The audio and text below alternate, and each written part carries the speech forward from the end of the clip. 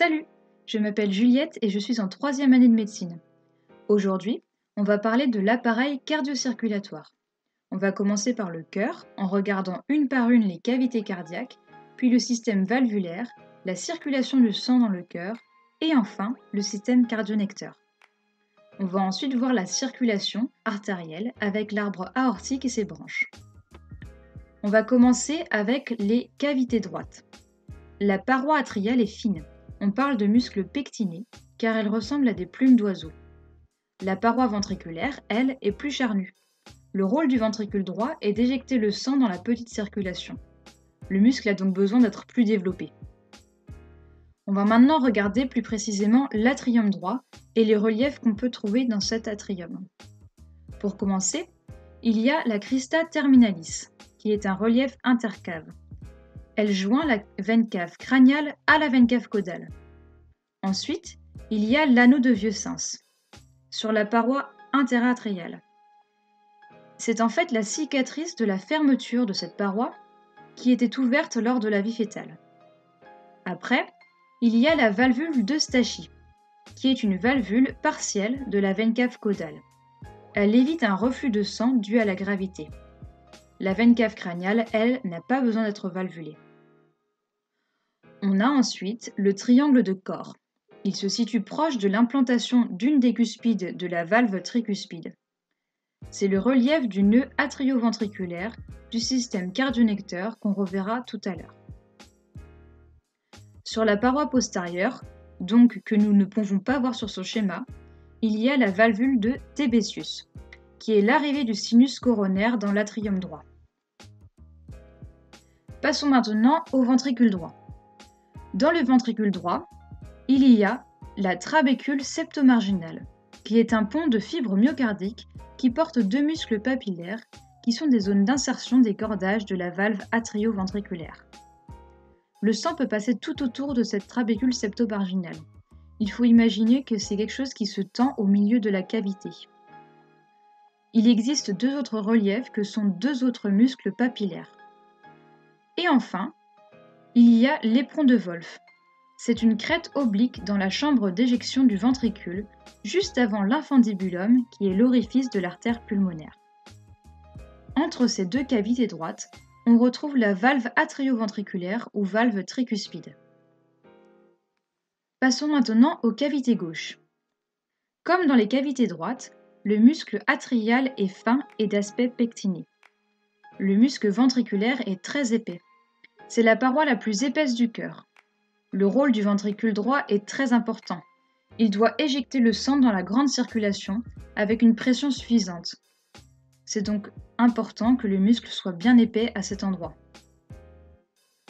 On ne retrouve qu'un seul relief dans l'atrium, l'anneau de Vieux-Sens, comme on retrouvait dans l'atrium droit. Dans le ventricule, on retrouve deux muscles papillaires. Entre ces deux cavités gauches, on retrouve la valve atrioventriculaire gauche ou valve mitrale.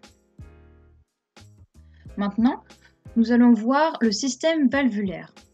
Je vais vous parler des valves dans le sens du sang. Tout d'abord, quand le sang revient du corps, il commence par arriver dans l'atrium droit. Ensuite, il va passer la valve tricuspide. La valve tricuspide est une valve qui se situe entre l'atrium droit et le ventricule droit. Elle a trois cuspides, une septale, une antérolatérale et une postérolatérale. Des cordages rattachent cette valve aux muscles cardiaques. Ils sont de premier, deuxième et troisième degré et rejoignent les quatre muscles papillaires qu'on a vus tout à l'heure. C'est le plus vaste des orifices du cœur. Il mesure 35 mm de grand axe et 120 mm de circonférence. Le sang passe ensuite du ventricule à la petite circulation, en passant par la valve pulmonaire. Cette valve se situe entre le ventricule droit et l'artère pulmonaire. Elle possède trois cuspides, une antérieure et deux postérolatérales. Elle mesure 20 mm de diamètre. Après être passée dans la petite circulation et être revenue par les quatre veines pulmonaires dans l'atrium gauche, le sang passe la valve mitrale. Cette valve se situe entre l'atrium gauche et le ventricule gauche. Elle a deux cuspides, une septale et une latérale. La cuspide septale s'appelle aussi grande valve car elle descend bas dans le ventricule. Par opposition, la valve latérale s'appelle aussi petite valve. Ces deux cuspides sont rattachées au muscle cardiaque par l'intermédiaire de cordages. Cette fois-ci, ce ne sont que des cordages de 3e degré. Ils sont reliés aux deux muscles papillaires qu'on a vus tout à l'heure. L'orifice mesure 30 mm de grand axe et 100 à 110 mm de circonférence. Enfin, le sang va rejoindre la grande circulation en passant la valve aortique. Cette valve se situe entre le ventricule droit et l'aorte. Elle possède 3 cuspides, 2 antérolatérales et une postérieure. Elle mesure 25 mm de diamètre. Comme je viens de vous l'expliquer, le sang arrive par les veines caves crâniales et caudales, il se retrouve dans l'atrium droit, il passe la valve tricuspide pour entrer dans le ventricule droit, il va ensuite dans la chambre d'éjection où il passe la valve pulmonaire avant d'arriver dans la petite circulation. Ensuite, il va retourner dans le cœur par l'intermédiaire des 4 veines pulmonaires. Il passe dans l'atrium gauche par la valve mitrale, le ventricule gauche, la valve aortique et enfin, il se retrouve dans la grande circulation.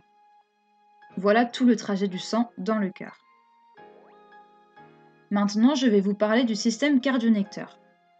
Le système cardionnecteur est du tissu musculaire spécialisé dans la transmission d'un flux électrique.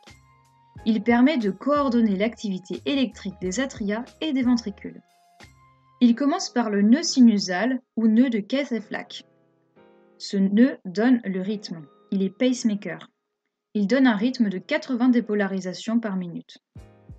Ensuite, l'influx va dans 3 voies préférentielles dans l'atrium droit. Ces voies se dirigent vers le nœud atrioventriculaire d'Ashov-Tavara. L'influx continue son chemin dans le faisceau de His, qui va rapidement se séparer en branches droite et gauche. La branche gauche va se diviser en nombreux filets pour former le réseau sous-endocardique de Purkinje. Le rythme donné par le nœud sinusal peut être modulé par le système nerveux autonome. Le système parasympathique, qui est le système du repos, va moduler négativement le rythme cardiaque. Il va donc diminuer son rythme. Il le module via 2 neurones. Un neurone long qui vient du système nerveux central et qui fait relais sur le ganglion sous-aortique de Vriesberg, et un court qui va de ce ganglion au système cardionnecteur. Le système orthosympathique, lui, à l'inverse, est le système de l'urgence. Il va accélérer le cœur. Il y a 2 solutions pour arriver au système cardionnecteur. Soit il emprunte la même voie que le parasympathique en passant par le ganglion préviscéral, soit il passe par les artères. La dernière partie du cours est un peu plus compliquée parce qu'elle est plus sous forme de liste. Mais je vais essayer de vous énoncer les branches de l'aorte que vous avez vues en cours. L'aorte commence par des dilatations qui sont les sinus de Valsalva. Ces premières branches sont les artères coronaires. Elles forment ensuite une crosse qui est ascendante, transverse puis descendante. Au début de sa crosse, elle émet 3 troncs supracardiaques. Le premier est le tronc artériel brachiocéphalique qui va donner l'artère subclavière droite et la carotide commune droite. Ensuite, il y a la subclavière gauche et l'artère carotide commune gauche. L'aorte thoracique descendante va donner des branches métamériques qui sont les artères intercostales. Il y en a 12. Ces artères vont permettre d'accrocher l'aorte thoracique au rachis et donc de la stabiliser. Il y a des artères viscérales thoraciques à destinée des bronches, de la trachée et de l'œsophage. Il y a donc des artères trachéobronchiques et trachéo-œsophagiennes. Une fois que l'aorte thoracique passe dans le diaphragme, elle devient l'aorte abdominale. Les premières branches de l'aorte abdominale sont les artères phréniques inférieures qui vont aller vasculariser la partie inférieure du diaphragme. Il y a des artères rénales, une droite et une gauche. L'artère rénale droite est un peu plus basse et un peu plus longue que l'artère rénale gauche. Ça s'explique parce qu'elle doit traverser la ligne médiane puisque l'aorte abdominale se situe sur la partie gauche du rachis. Ensuite, il y a les artères gonadiques. L'arbre aortique se termine en se divisant en deux branches, les artères iliaques communes droite et gauche à hauteur de L4. Mais ce ne sont pas les seules branches abdominales. Il y a aussi, en TH12, le tronc cœliaque. Il est composé à droite d'une artère hépatique commune et à gauche d'une artère liénale ou splénique et d'une artère gastrique gauche.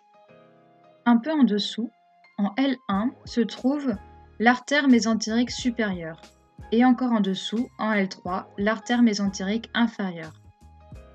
Les dernières branches que vous avez vues en cours sont les branches surrénaliennes. Il y en a 3 de chaque côté, une supérieure, une moyenne et une inférieure. Elles vascularisent des glandes surrénaliennes qui se situent au-dessus des reins. La supérieure vient de l'artère phrénique, la moyenne directement de l'aorte et l'inférieure de la rénale. Voilà, j'espère que vous êtes toujours en vie.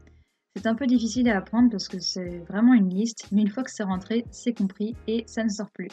Donc courage à vous!